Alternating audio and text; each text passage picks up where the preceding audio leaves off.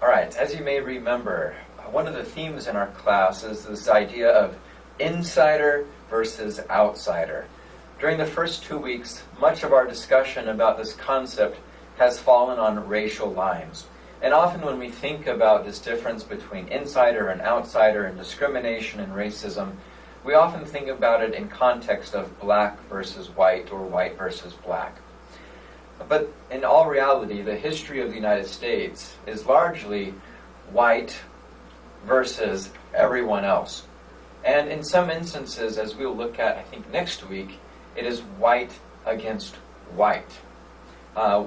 When the nation will divvy up what it means to be white and determine that some people's whiteness makes them more white than others. It's confusing and a bit odd. Maybe next week I'll put together a video for you to help explain.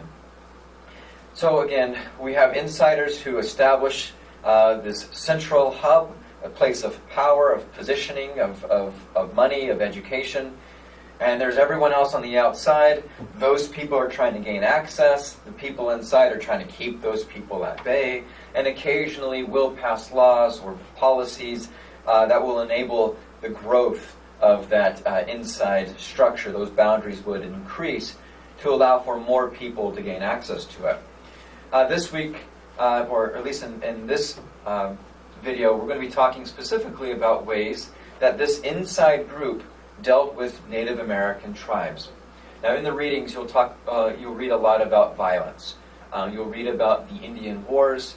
You'll read about massacres. You'll read about reservations and the way that Native tribes were decimated by illness and relocation and poverty. But I want to talk about another way that Americans tried to make room for these Native peoples. And that was through what's called the forced assimilation of Indian youth. By assimilation, I simply mean taking one's customs and cultures and losing those and adopting the customs and cultures and languages of another people. So, often when we talk about immigration policies, many people will argue that one of the reasons why we need to have a stricter policy is because people who are coming to the United States no longer are learning English, no longer are engaging with American customs, but instead are maintaining their customs from their home country. And many people argue that that's bad for Americans. Throughout much of our country's history, immigrants would be forced, more or less, or would want to, assimilate into American culture. They would stop speaking Italian and learn English. They would stop making Italian dishes and learn how to cook American cuisine. They would adopt American religious practices, Protestantism largely. They would engage with American rituals, ideas about marriage. So what I'm getting at is that in the 19th century, Americans also forced the assimilation of Native American children. They did this through the establishment of schools, boarding schools, where federal officials would go into these reservations. They would take the children and they would bring them to schools that were scattered across the country. One such school was located just a few miles west of where I stand today in Carlisle. It was called the Carlisle Indian Industrial School. And the buildings, the camps, the school itself was located what is today the Army Barracks at Carlisle. Over the summer, I had the opportunity to go and tour the facilities, walk through the graveyard, see the school building, see where students lived, saw the homes of teachers, including their football coach, Pop Warner. And this really got me interested in learning more about this place and about the assimilation techniques. When students would arrive at the Carlisle Indian Barracks, the school officials would force Native children to change their appearance. So one of the first things that happened is that these children would have their hair cut. And the long hair would be cut into something that is more or less acceptable for white Eastern Americans at the time. Native American children would be given an anglicized name, right? Peter.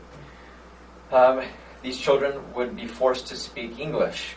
They would be forced into religious circles and forced to learn Christianity. And in all these ways, these children were forced to lose their Native American culture and customs, and were taught that their people were a foul people, a people in need of change. Some of the one of the folders that I created for this unit has a bunch of pictures of these Native American children upon arrival, and then they would take a second photograph a few days, a few months afterwards. And the idea was to see the quick transformation that assimilation had on these Native American children. The idea was that by assimilating them, they could then go back to their tribes and help bring the native tribes closer to American sense of respectability. Today I just wanted to show you an image of what assimilation looked like through the use of a primary source. This is from Frank Leslie's Illustrated newspaper, published in March of 1884. I'll enlarge this picture here in a moment, but this is clearly illustrated. The caption reads, "Educating the Indians. A female pupil of the government school at Carlisle visits her home at the Pine Ridge Academy."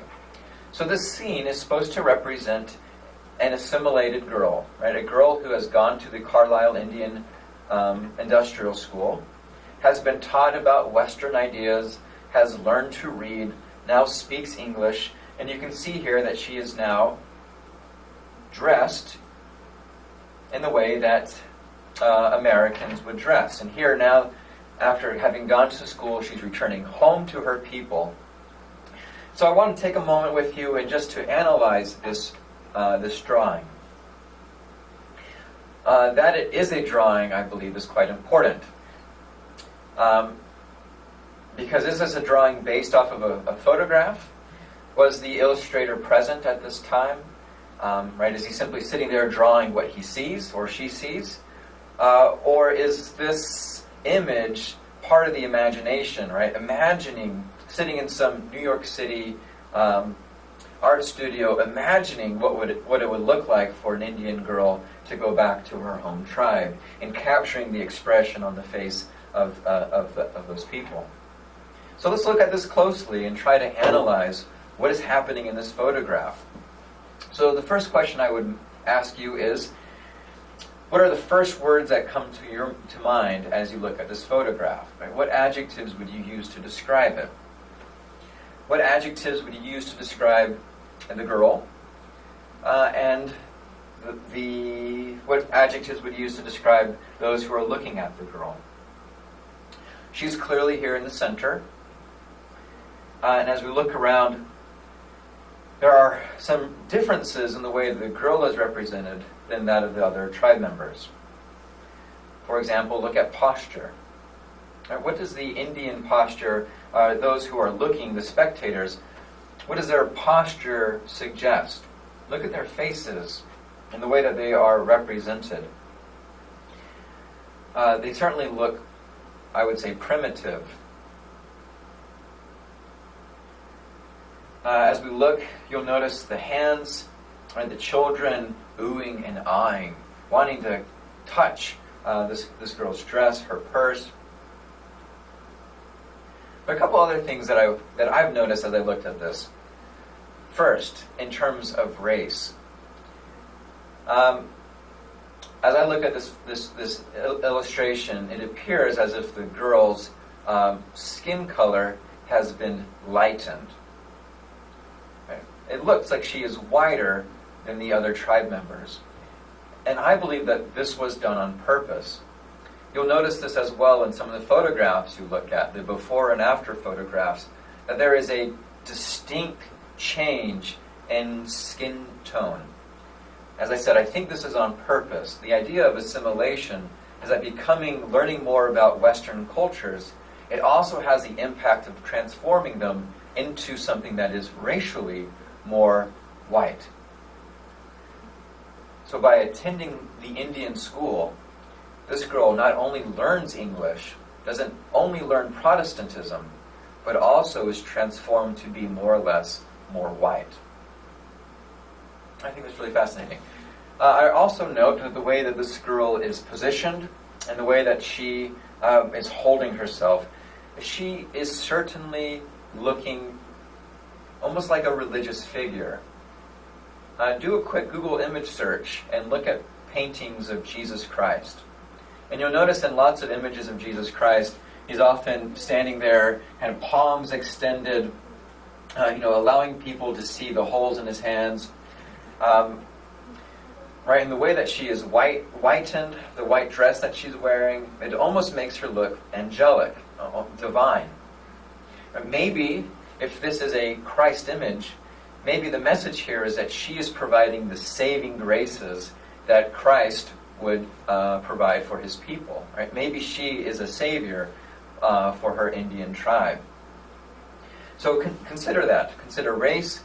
Consider the religious implications of this photograph or of this illustration. Clearly, the assimilation process was a powerful process, and the idea of assimilating these Indians was that it would bring about lasting change. All right, that's it for this little short lecture. Good luck with your materials. Let me know if you have questions. Bye.